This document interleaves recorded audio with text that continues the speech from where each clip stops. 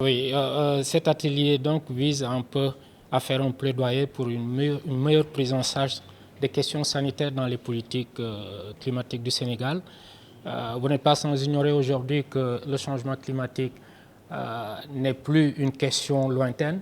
On les vit tous les jours et ce changement affecte les questions de santé. Et donc, pour mieux anticiper, se préparer, il est donc évident que la prise en compte du changement climatique va permettre un peu d'atténuer les impacts du changement climatique sur ce secteur aussi stratégique que celui de la santé.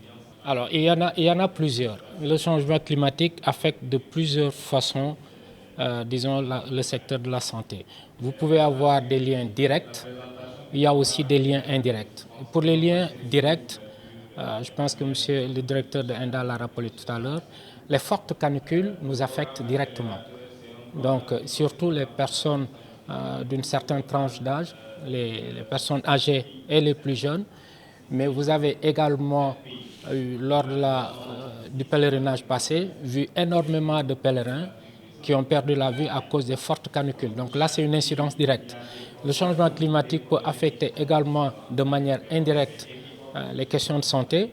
Quand il y a sécheresse, il n'y a pas de production. Quand il n'y a pas de production, on est mal nourri. Quand on est mal nourri, on tombe malade, c'est sûr. Quand il y a beaucoup d'eau avec les inondations et les questions d'assainissement, on peut également être affecté par des maladies. Le changement climatique également peut modifier le cycle de développement des vecteurs. Il y a certains qui vont se développer beaucoup plus rapidement que d'habitude et permettre un peu, disons, de renforcer leur action sur les hommes. Donc vous avez plusieurs incidences du changement climatique sur le secteur de la santé, d'où l'importance de cet atelier. Mais je crois que le Sénégal n'a pas attendu. On a déjà, dans le cadre de l'accord de Paris, élaboré des documents de référence au niveau national, tels que la contribution déterminée au niveau national et le plan national d'adaptation, qui, eux intègrent cette question déjà de prise en compte des questions de la santé dans les politiques. Mais je pense qu'il faut aller au-delà et puis pouvoir permettre également, comme je l'ai dit tout à l'heure, que j'ai évoqué tout à l'heure la question des inondations, les questions d'agriculture, et permettre aussi aux différents acteurs de pouvoir collaborer et de ne pas se limiter uniquement dans leur secteur. Parce que la lutte contre le changement climatique, c'est une affaire intersectorielle, multisectorielle. Et donc, je pense que dans ce cadre de dialogue, les différents acteurs pourraient aussi être sensibilisés sur la nécessité de ne pas se cantonner uniquement à leur secteur, mais de s'ouvrir aux autres pour une meilleure prise en charge de cette question relative à la lutte contre le changement climatique. On ne peut pas agir sans évidence. Ça c'est un constat. Le changement climatique, on ne peut pas le combattre dans l'ignorance. Donc il faut soutenir les décisions par des évidences scientifiques. Aujourd'hui, il y a énormément de choses qui sont dites sur les changements climatiques et qui restent à être prouvées.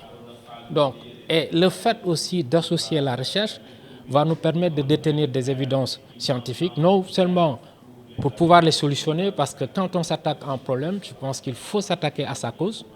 Donc la recherche va nous permettre, par exemple, de manière concrète, de nous dire comment l'augmentation de la température et de l'humidité va avoir une incidence sur le cycle de développement de l'anophèle qui apporte le palu.